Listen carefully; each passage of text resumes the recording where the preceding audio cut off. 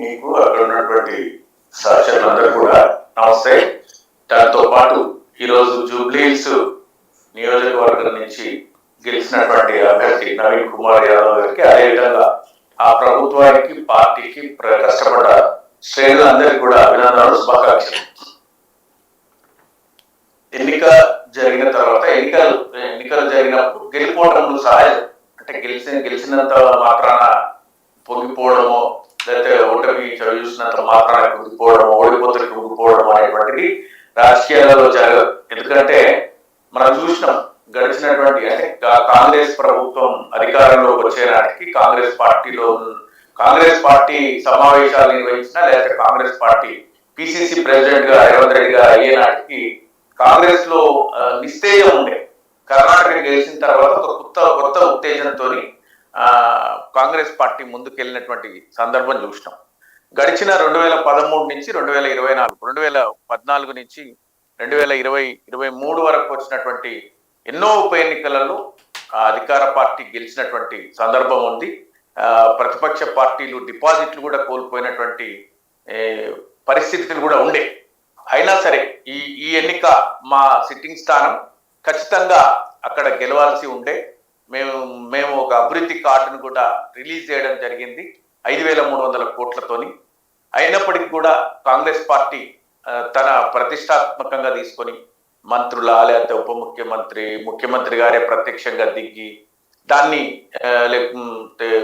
అదే appeasement politics, MIM సహకారం తీసుకొని, లేకపోతే వాళ్ళు తమ దగ్గర ఉన్నటువంటి అస్త్రశస్త్రాలన్నీ ఉపయోగించి బీఆర్ఎస్ పార్టీని నిలువరించాలి అనేటువంటి ఆలోచనతోని, అంటే చాలా ప్రతిష్టాత్మకంగా, ఎందుకంటే కాలు బల్పం కట్టుకొని తిరిగినటువంటి పరిస్థితుల్లో ముఖ్యమంత్రి గారు ఉండే.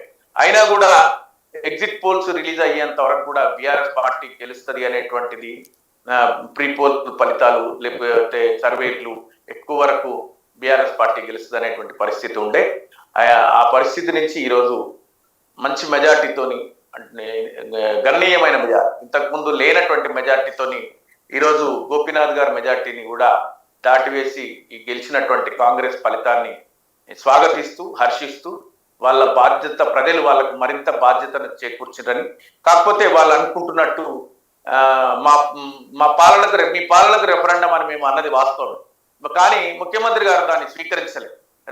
గిఫరెండాలు ఉండవు, అట్లాంటిది ఏమి ఉండదు, కానీ మేమే గెలుస్తాము అని మొండిగా మాట్లాడినటువంటి తీరు కావచ్చు. సరే, ఆ సబ్జెక్ట్లోకి నేను వెళ్ళను ఇప్పుడు. వారు మాట్లాడిన తీరు అవన్నీ వెళ్ళేటువంటి అవసరం లేదు. ఈరోజు గెలిచిన సందర్భంగా రెఫరెండం లాగా తీసుకోలే, వాళ్ళ బాధ్యత పెంచినటువంటి ఈ విజయం రేపు రాబోయే రోజులలో వారు ఇచ్చినటువంటి హామీలు, వారు ఇచ్చినటువంటి గ్యారంటీలు, రాష్ట్ర ప్రజలకు ఇచ్చినటువంటి హామీలు అన్ని కూడా, అంటే అర్బన్ లో ఎక్కువగా, అంటే రూరల్ లో ఎక్కువగా ఉన్నటువంటి వ్యవసాయ కూలీలకు, రైతు కూలీలకు, కౌలుదారులకు, లేకపోతే పూర్తి సంపూర్ణ స్థాయిలో రుణమాఫీ, ఇంకా రైతులకు ఇస్తాన్న 3 పంటలకు ఇస్తాన్న పరిస్థితి కావచ్చు, ధాన్యం కొనుగోలు కేంద్రాల ఏర్పాటు. ఇప్పుడు ఈ జూబ్లీహిల్స్ ఉప ఎన్నిక సందర్భంగా పాలనంతా గాలికి వదిలేసి పాలకులందరూ కూడా జూబ్లీహిల్స్ లోనే మకాం వేసినటువంటి పరిస్థితి ఉండే. కాబట్టి ధాన్యాన్ని పూర్తిగా కొనుగోలు పత్తి కొనుగోలు కానీ, లేకపోతే ఇవన్నీ రైతులకు చేయాల్సినటువంటి పనులు, మరి వాళ్ళు ఇచ్చినటువంటి ఈ షాదీ ముబారక్, ఇట్లాంటి తులం బంగారాలు, స్కూటీలు, ఈ నిరుద్యోగ వృత్తి, మాకు 2 సంవత్సరాల టైమే వచ్చింది, సరిపోలేదు అన్నారు. అయినా జూబ్లీహిల్స్ ప్రజలు ఈరోజు వాళ్ళను అధికారం ఇచ్చి ఈ హామీలు నిలబెట్టుకోవాలని వాళ్ళపైన బాధ్యత పెంచిండ్రు. ఒక నిర్మాణాత్మకమైనటువంటి ప్రతిపక్షంగా బీఆర్ఎస్ పార్టీ ఎప్పుడు కూడా క్షేత్రాన్ని విడిచి వెళ్ళదు.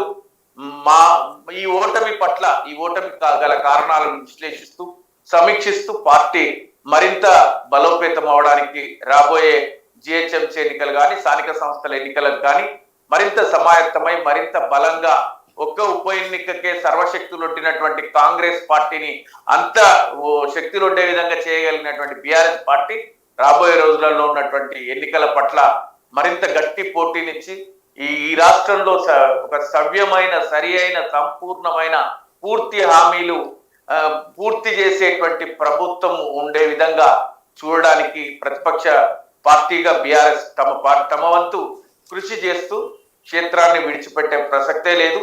ఓటమిని అంగీకరిస్తూ మరింత బలము ఉత్తేజంతో పార్టీ శ్రేణులు పార్టీ నాయకులు దీన్ని సవాలుగా తీసుకొని రాబోయే రోజులలో ఒక గట్టి పోటీని ఇవ్వడానికి ప్రయత్నం చేస్తే తప్ప కానీ ఒక్క ఓటమితోనే బీఆర్ఎస్ తన నైరాశ్యంలోకి వెళ్ళిపోవడము, ఆత్మస్థైర్యాన్ని కోల్పోవడము, అట్లాంటి పదవి లేకుండా అట్లాంటి పదాలకు తావు లేకుండా ముందుకెళ్ళి నిలిచి పోరాడుతుంది. వాళ్ళు ఈరోజు మాట్లాడుతున్న హైడ్రా మేము తీసుకొచ్చిన హైడ్రా కరెక్టే, లేకపోతే ఇంకేదో కరెక్ట్ అని కాదు.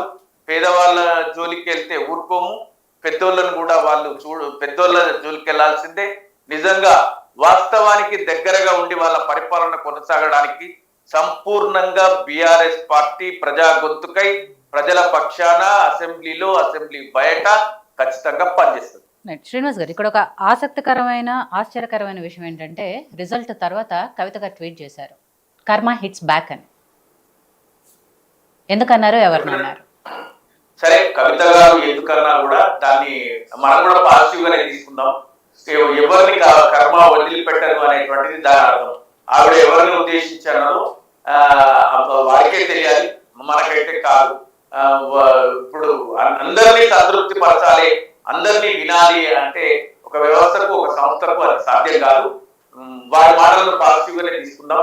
కర్మ ఎవరిని వదిలిపెట్టరు. ప్రకృతి ఖచ్చితంగా భగవంతుడు ప్రకృతి ఉన్నదని మనం నమ్ముతాం కాబట్టి ఆ భగవంతుడు ప్రకృతి ఎవరిపైన చర్య తీసుకుంటుందని మనం కూడా విశ్వసిద్దాం. రైట్. ప్రేమాంది గారు, ఇక్కడ బీజేపీ నాయకులు, ముఖ్యంగా తెలంగాణ బీజేపీ నాయకులు బీహార్లో గెలిచినందుకు కంగ్రాట్స్ చెప్పాలా, లేకపోతే ఇక్కడ జూబ్లీ హిల్స్ ఉప ఎన్నికలో కనీసం డిపాజిట్ కూడా రానందుకు వాళ్ళకి బాధపడాలా అనేది తెలియని పరిస్థితి ఉంది.